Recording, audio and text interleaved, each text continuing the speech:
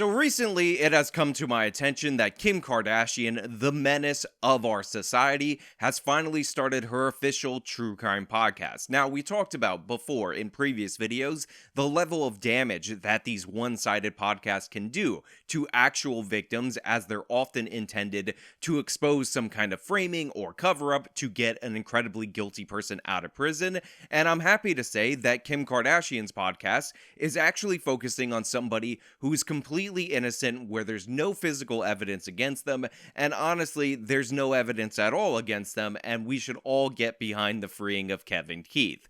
No, I'm just kidding about that. Kevin Keith is incredibly guilty. In fact, I will lay out to you guys out there in the audience why Kevin Keith might actually be the most guilty person I've ever seen these innocence fraud people try to get out, and he's committed one of the most horrific crimes you can possibly imagine. But before we talk about Kevin Keith's gold medal in being a horrible person, we have a sponsor of today's video. Yes, that was a Noble Gold transition, so we're gonna toss it over to them. Have you ever wondered if investing in silver is a good idea? Well, good news for you. Colin Plume from our friends over at Noble Gold definitely thinks so. On National Desk recently, Plume laid out the fact that even though there's been some panic sell-offs of silver due to the low prices, it is one of the most useful metals in terms of industry in the world.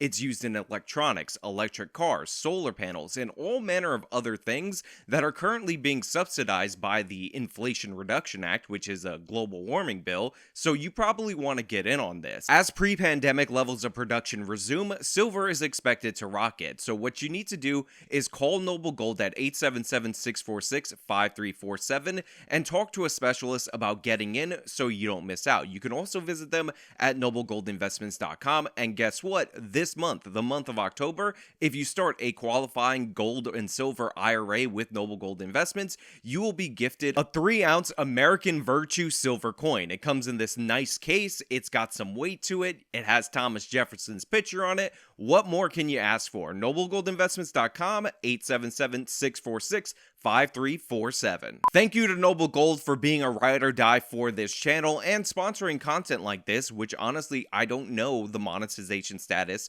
of what this video will be. So, the story that we're going to talk about today involves a man called Kevin Keith.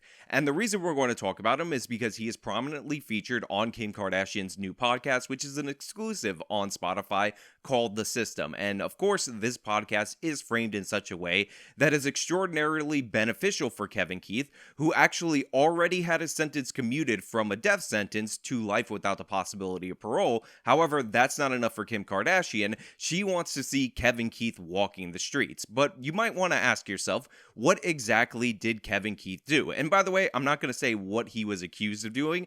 I'm going to say what he actually did so you can understand it. Well, on February 13th of 1994, Kevin Keith decided to go visit his ex-girlfriend's house. Now, he wasn't looking for his ex-girlfriend. He was actually looking for his ex-girlfriend's brother, and we'll touch on that more a little bit later. So he enters the place, and people understand and know that this is Kevin Keith, so they let him in without any level of forced entry, even though he's carrying a black bag with him, which he tells them apparently was his laundry. Now, Kevin Keith decides to ask for the person that he's looking for, and he is informed that that person is not present. And by the way, Kevin Keith's name is said first and last during the course of this encounter, but we will talk about it a little bit later, again, when we get into the evidence. Now, after waiting a little while, having a couple of glasses of water, Kevin Keith decided to open up his laundry bag and pull out a firearm. And when he pulled out the firearm, he ordered all of the people in the apartment that he entered to the ground, and then he proceeded to shoot each and every one of them while they were on the ground. And when I say each and every one of them, that may be a little bit misleading for you guys out there, because there was a total of 6 people shot by Kevin Keith on this fateful day, 3 of which were children. One of those children actually ended up dying due to the injuries that Kevin Keith inflicted on them. And by the way, these were young children. Again, we'll get into that a little bit later. Now, during the course of this event, one of the people, a man called Warren, who was the current boyfriend, got up after suffering multiple gunshot wounds, left the scene of the crime, and was shot at by Kevin Keith as he fled. He ultimately ended up surviving, even though he was shot in the jaw, shot in the back, and shot in multiple different places. Kevin Keith then got in the car that he drove there and fled the scene of the crime. This is what is proven out by the facts of the case. However, the way that Kim Kardashian tells it, there is no evidence at all whatsoever that proves that this horrific crime was in fact Kevin Keith. They had no physical evidence whatsoever, and he was given the death penalty. Now, the people who were killed in this incident were as follows: 24-year-old ex-girlfriend of Kevin Keith, Marshall Chapman. There was also 39-year-old Linda Chapman, who was the aunt, and of course 4-year-old Marcy Chapman. And her wounds and her death is so horrific because unlike the other two who died at the scene, she actually made it to the hospital, fought for her life for hours, and then ultimately ended up passing away. And the other kids, by the way, were critically wounded. In fact, when Kevin Keith fled to shoot at the boyfriend that was running away because he had been wounded and he was trying to get to what ultimately ended up being a restaurant to call for help, he actually saw one of the girls, turned around, fired back upon her, and wounded her in the arm. The boy, by the way, was actually shot in the gut and in surgery had to have some of his intestines removed. He also had to learn to walk all over again because these bullets were so damaging to his body. Now, Quentin, by the way, the boy that this actually happened to, says that he actually died during the course of this and they were able to revive him on the helicopter on the way to the hospital because they had to be emergency airlifted from this horrific scene that Kevin Keith had left. Quote, "I died. They brought me back to life in the helicopter." Quentin was 4 years old when this happened, by the way, in case you were wondering. And Juanita actually has another account. She was 6 years old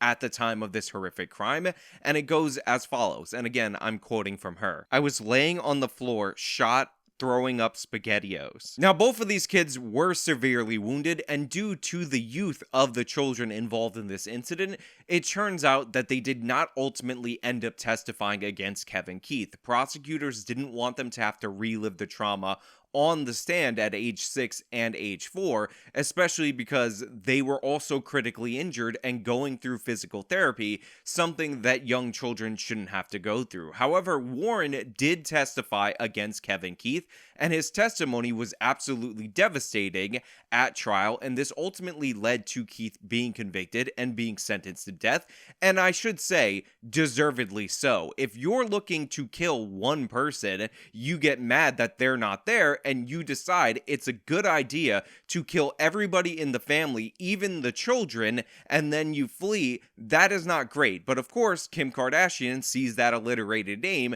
and thinks that's the guy I want to advocate for, because in 1994, there wasn't as sophisticated forensic collection methods, so maybe I can draw some gray area, throw a little mud on this case, poke holes around the edges, and pretend like Kevin Keith is innocent. And by the way, that is exactly what she did throughout the course of the podcast, talking about how Kevin Keith was such a great guy. Kevin Keith is such an amazing person. But here's the thing, Kevin Keith was a violent criminal, he was a drug dealer, and while you might not think that that is relevant, it turns out that is the exact crucial piece of evidence to let you know his motivation in committing this heinous crime. Hi, I'm Kim Kardashian. You might have seen that recently I've gotten really involved in wrongful conviction and rehabilitation work. And there's one case in particular that I can't stop thinking about. 30-year-old Kevin Keith was arrested at his home in Crestline. He is charged with 3 counts of murder for allegedly killing 3 members of the Chapman family. On February 13th, 1994, a gunman entered apartment 1712B of the Bucyrus Estates complex. He killed 3 people and severely wounded 3 others. 3 of the victims were children. Now let's zoom back to the night in question, because on the night in question, Richard Warren recounts the events as they unfolded. After he says that Kevin Keith ended up putting everybody on the ground and was pointing guns at them, he actually was screaming and scolding his ex-girlfriend for using his first name during the course of the conversation, because now she basically created a scenario where he had to kill them all. And one of the things that was also crucial crucial from this portion of the testimony is what he ended up saying to the sister of the man that she was looking for, because that goes into our motivation. Now, while Marshall, and by the way, the name is spelled different in the court documents and is spelled different in the actual article that I'm citing, so I apologize if I get the pronunciation wrong, had the gun placed to her head by Kevin Keith, she pled for her life in the name of her children. And Keith responded, quote, "Well, you should have thought about this before your brother started ratting on people." Marshall responded, "Well, my brother didn't rat on anybody, and even if he did, we didn't have anything to do with it." Now, it turns out that Rudel Chapman, the brother who was not present for this horrific crime, the person that Kevin Keith was looking for, actually did churn state's evidence a month prior, and this resulted in the arrest of Kevin Keith. So obviously, right there, you have a clear established motive against him because he was a serious drug dealer, and remember, this is the 90s, where you would get very serious sentences if you were convicted of those drug charges. So the fact that the current boyfriend, who doesn't know a lot about Kevin Keith or their relationship or what's going on with the brother, would overhear that, something that he wouldn't have just pulled out of nowhere, and then it would happen to be confirmed by later testimony because the officers know that this guy churned state's evidence, is absolutely crucial to what we're talking about in terms of Kevin Keith's guilt. This is often downplayed, ignored, dismissed, or people just pretend like it doesn't exist. This is the game that Kim Kardashian and all of Kevin Keith's supporters like to play. They say, oh, well, this didn't have anything to do with anything. The fact that Richard Warren was able to hear this, testify to this, is totally irrelevant. Who cares? Kevin Keith is totally innocent. Isn't he such a great guy? He would definitely not murder these people. Now, another thing that they like to harp on when they claim that there's no physical evidence at all whatsoever left at the scene of the crime or anything that ties Kevin Keith to this situation or anything like that is the fact that they never found the murder weapon. The 9mm handgun used by Kevin Keith to shoot all of these people was not found at the scene or anywhere else. All they had to go on were shell casings, and the shell casings were everywhere due to the fact that Keith fired an insane number of shots. Now, although the police never found the gun, they never found the murder weapon, they never found that key piece of evidence, they did recover 24 shell casings at the scene of the crime. Now, this goes to the fact that Kevin Keith was absolutely merciless in his attempt to kill this group of people, half of which were children, one of which he was successful in killing, but it also gave police something to go on because if you have the shell casings, you could tell what type of gun it was fired from, and you could match it to other spent shell casings that might be found at other locations. And one of the other locations that they found a shell casing at that actually matched the bullet shell casings from the scene of the crime was outside the local General Electric plant. Now, the reason why this is crucial is because it turns out Kevin Keith's girlfriend worked at this plant, and where they found these shell casings was where Kevin Keith pulled up in a vehicle to pick up his girlfriend. So shell casings tie Kevin Keith to both locations, and we know he was at the General Electric plant because he picked up his girlfriend, and more importantly, we have another connection, which of course is the vehicle that was being driven. You see, Kevin Keith, not the brightest bulb out there. Kevin Keith, not the smartest man, because when he was trying to drive out of the area, Kevin Keith actually got himself stuck in a snowbank. Now, when Kevin, or whoever was the real shooter, wink wink, got themselves stuck in a snowbank, a neighbor actually noticed the fact that they were working really hard for about 5 minutes to get themselves out. They got out of the car, they were able to spot them, they were able to give what they later described as a 90% certainty that that was Kevin Keith at trial, even though initially they couldn't make out too much about their face. But more crucially, we got a description of the car, which was described as a cream-colored car, which I will point out and talk about a little bit later because that is one of the points of contention. And there were tire treads, but more importantly, there was an imprint of about half of a license plate where you could see the plate number in the snow. So when the police and the forensics people showed up to the scene of the crime, they got a cast of the license plate that was there. And luckily for those of you out there who think Kevin Keith is totally innocent, it turns out that neither the tire treads nor the imprint, the cast of the license license plate match Kevin Keith's car. Also, Kevin Keith drove a blue car. So obviously, this piece of evidence is absolutely crucial to the defense of Kevin Keith, and clearly and obviously shows that he did not in fact do it. However, I do remember weirdly saying something about Kevin Keith going to pick up his girlfriend and a shell casing being found at the site where he went to pick up his girlfriend, because it turns out, and I'm not sure if you guys are aware of this, Kevin Keith's girlfriend actually has a father, and Kevin Keith's girlfriend's father actually has a car. And when the police looked at the last 3 digits on the license plate of his girlfriend's father's car, it turns out that the car license plate matched perfectly with the imprint that they had.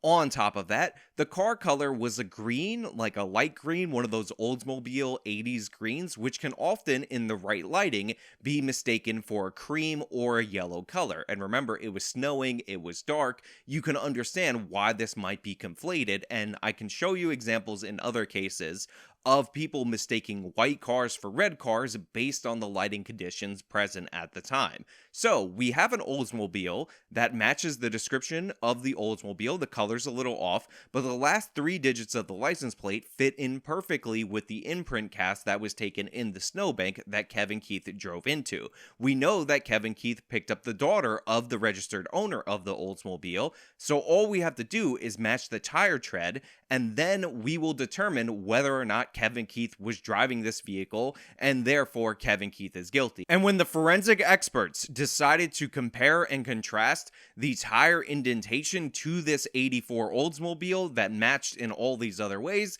it turned out that the cast and the tires on the vehicle did not in fact match. They were not accurate. They were not the same tire. This was proof positive that this wasn't the car. Now that might sound very compelling. That might sound very interesting, and you might be wondering why I, Sean Fitzgerald, the actual Justice Warrior, am telling you that Kevin Keith is 100% guilty when I just told you that the tire treads did not match the tracks that were left at the scene of the crime. Well, the thing is they actually got possession, the police, of the vehicle weeks after the crime actually occurred. And the reason why they got possession is because Kevin Keith's girlfriend tried to sneak a joint into the prison when he was arrested for the crime, so they didn't actually have the car immediately after, and they didn't actually associate Kevin Keith with the car in any meaningful way until she drove that vehicle to the prison in order to visit him pre-trial. Now, when you have this 043 last digits of the license plate matching the vehicle, and you can see how in a certain light this vehicle can be viewed as the eyewitness as described in those conditions, you think to yourself, well, it's kind of odd that weeks later these tire treads don't seem to match what we're talking about. It's a little bit weird, and honestly, these tires look fresh to death. They look brand new. They look like they've been replaced recently. So after the tires were shown to not match, rather than let this go, the detectives decided it would be a good idea to speak with the registered owner of the vehicle and ask him about his maintenance and when he last replaced his tires. And he had told them that 6 months prior to the murder, he had replaced the tires and that he had driven about 3,000 miles on these tires. And he gave them the brand that he purchased in order to replace those tires. Now, I don't know if you guys know anything about vehicles. I don't know if you guys know anything about tires or anything like that, but typically, you don't replace all 4 tires on your car 6 months after you've already replaced all 4 tires on your car, especially when the wear and tear is that of wear and tear from about 3,000 miles driven during that 6-month timeline. So, when the police saw brand new tires and they asked for the receipt from Alton, who is the registered owner of the vehicle, and the brand of the tires on the vehicle didn't match the brand on the receipt, this brought up a little bit of suspicion. Then, when they figured out that the tires that were on the vehicle, which were supposedly put on 6 months prior, were not actually available to the public until January of 1994, which was 1 month prior, this also seemed very suspicious. So one of the things that the police did was order the same exact tires that were on the Oldsmobile prior to the replacement, and what they found is that those tires actually matched the tire tread that was left in the snowbank. Now, to be clear, this is absolutely devastating, and credit to law enforcement for not letting this go when the tire tread evidence didn't come up the way that they were expecting, but noticing that the tires didn't match those on the receipt.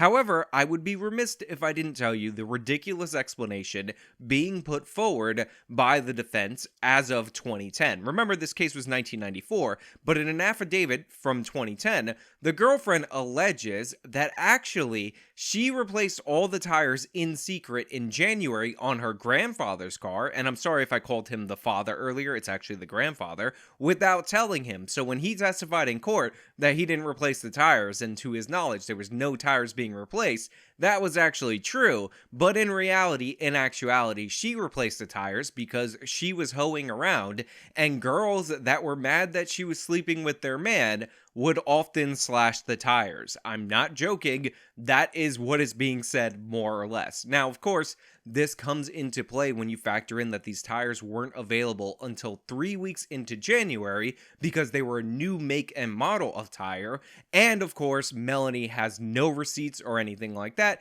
She paid cash because she didn't want anybody to know about this, not even her grandfather, and she just somehow got her car to a place, bought 4 new tires, then replaced the tires. No big deal, nothing to see here, not suspicious. This is legitimately the explanation. And coincidentally, another car with the exact tires that were on the Oldsmobile, which matches the description of the vehicle, by the way, and has the same last 3 digits of the license plate, happened to be there at that time. Don't worry about it. Don't think about it too much. Kim Kardashian says he's innocent. So let's be clear about what all of this means in its totality, and I don't want to bury the lead. It first and foremost means that Kevin Keith is 100% guilty of this massacre. You have 3 witnesses that were shot by Kevin Keith that night that identified him as the shooter. One of them at trial because of the young age of the other ones, but the one at trial had the most crucial piece of information, which was Kevin Keith saying he was doing this because the brother of his ex-girlfriend ratted on him. It turned out that the brother of the ex-girlfriend did turn state's evidence against Kevin Keith. So you have a clear and obvious motive. You have information being communicated to Warren, who survived, and he wasn't intended to survive this incident. That would confirm that it was in fact Kevin Keith. And then you have the automobile evidence. The automobile license plate that was imprinted on the snow matches the license plate of the father of Kevin Keith's current girlfriend, thus tying him to the scene of the crime. The tire treads that were on the vehicle at the time of the crime match the tire treads in the snow, and the new tires were put on not in the time frame as outlined and didn't match the brand of the receipt that the father of the girlfriend actually had. On top of that, you have a shell casing that matches all the other shell casings at the scene of the crime, found at a location we know Kevin Keith was at with the vehicle in question. That ties this whole thing together in a neat little bow. And what do they have on Kim Kardashian's side? What do they have on the Innocence Fraud side? A bunch of innuendo, a bunch of denialism, a bunch of things that you're supposed to totally ignore, but we're supposed to focus on the lighting conditions and how that could have affected the view of the car on the night in question. And we also got to focus on racism, because even though each and every victim, for the most part in this incident, were black, and everybody involved for the most part in this incident was black, it turns out that Richard Warren, the current boyfriend, the man who was shot multiple times, who had to write down Kevin Keith's name in the hospital because he was shot in the jaw, he couldn't speak, turns out he's a white guy. So him testifying makes this case a case of evil white racism, and no, I'm not joking, that is heavily implied throughout the course of the podcast, because he happened to be dating a black girl, and he happened to be shot multiple times by his black girlfriend's ex-boyfriend. It turns out that it must be systematic structural racism against Kevin Keith. Isn't he the victim of racism? All he tried to do was murder 6 people, 5 of them happened to be black, 3 of them were children. 1 of those children he successfully murdered. Look, there is no argument at all whatsoever for Kevin Keith's innocence. People will talk about how there's no DNA. There's no DNA. The case occurred in 1994. There were also victims that were wounded that needed to be airlifted to the hospital in an effort to save their lives. They weren't stopping to preserve the crime scene for DNA. They were worried about the children that Kevin Keith viciously shot and trying to save their lives, one of which they failed to do so tragically. Also, again, 1994. This wasn't a time where DNA was broadly known about and worth preserving, and we didn't even have things like touch DNA that were looked for at the scene of the crime. People look for fingerprints and all of that stuff. But the overall evidence, the totality of the circumstances, and the key pieces of information that make it 100% clear that the only person who could have done this was Kevin Keith should be enough, and this man should never be let out onto the streets, no matter how many times Kim Kardashian wants to tell you that he's such a sweet guy. Kevin Keith has such a good heart. All he did was mercilessly execute people he ordered onto the ground, even though they weren't even the actual people that he was angry at. Because he was so angry, he just wanted to inflict harm on everybody. He wanted to teach somebody a lesson for snitching on him, so he decided to kill cousins, children, sister, everybody involved that he just happened to come across, because that's the kind of man that Kevin Keith is. Now look, I will link all the evidence in full in the description box of this video, because as always, you don't have to take my word for it, but I'm also going to link the article that I referenced throughout the course of this video, where the two kids speak on what happened to them that night and talk about how the whole Innocence Fraud campaign is trying to ignore them, trying to dismiss them, and a lot of people don't even realize that 3 people survived this incident, and all 3 of them say it's Kevin Keith, because they're just trying to cover it up. Because as we've seen time and time again with these Innocence Fraud campaigns, what they do is ignore inconvenient victims, because they talk, they get in the way of what they're trying to push forward. And in this case, it is getting out a triple murderer, a mass murderer, even though the evidence is overwhelming against him. But hey, those are just my thoughts. Let me know your thoughts down in the comments below. If you liked the video, you can show them by leaving a like. You can subscribe for more content. You can follow me on all my social medias. You can support me via the support links in the description box of this video. This has been me talking about the overwhelming evidence against Kevin Keith. Till next time.